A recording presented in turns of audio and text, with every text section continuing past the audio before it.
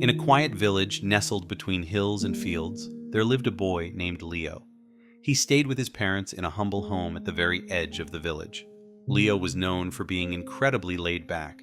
Every day he joined his father in the rice fields, but his only job was to scare away the birds that tried to feast on their crops. Most kids used sticks or slingshots, running and shouting to drive the birds off. But Leo, he preferred not to move. Instead, he tied ropes between tall poles across the field and hung shiny tins from them. The breeze made the tins clatter and spin, scaring the birds away. That way, Leo could lie down in the shade and nap while the ropes did the work. His father often watched him with concern. What if I fall ill someday?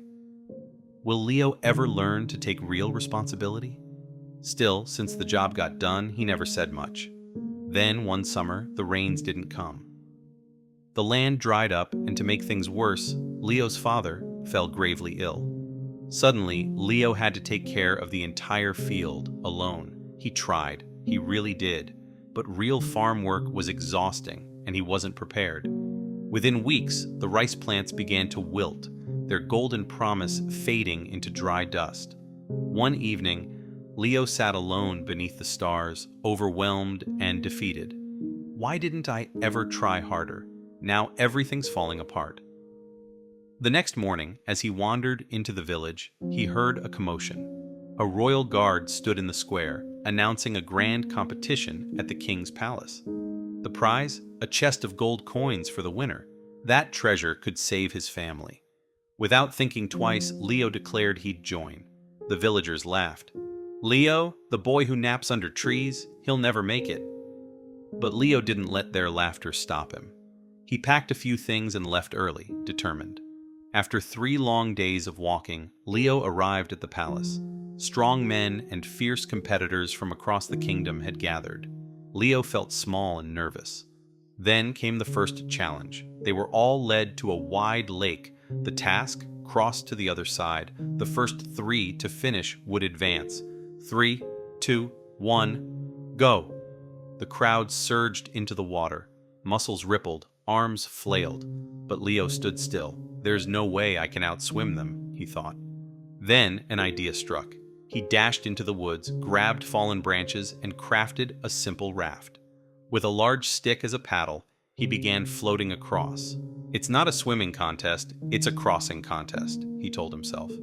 While others tired out mid-lake, Leo steadily floated forward. To everyone's surprise, he reached the shore third. He qualified. The final challenge was held the next morning. Each of the 3 finalists faced a giant wooden block. The goal was to move it 1 kilometer to the finish line. Behind them stood a row of tools, but they could each choose only one. The first man grabbed a thick rope and started dragging. The second picked a wooden plank and tried to wedge it forward. Leo stood still, thinking, I can't beat them with strength. I need to beat them with thought. After a long pause, he chose a small carving knife. The crowd was puzzled. What's he going to do with that?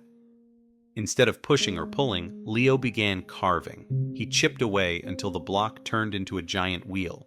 After an hour of work, he stood up, wiped his brow, and began rolling his creation down the path.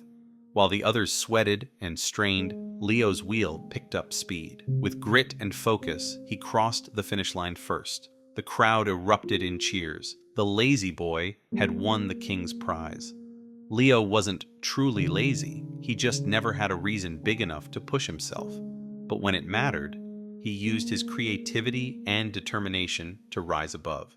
Sometimes smart thinking beats strength, and sometimes all it takes to change your life is a powerful reason to begin. So, if you ever find yourself lacking motivation, ask, what am I fighting for? Let that answer fuel your effort, your growth, and your victory.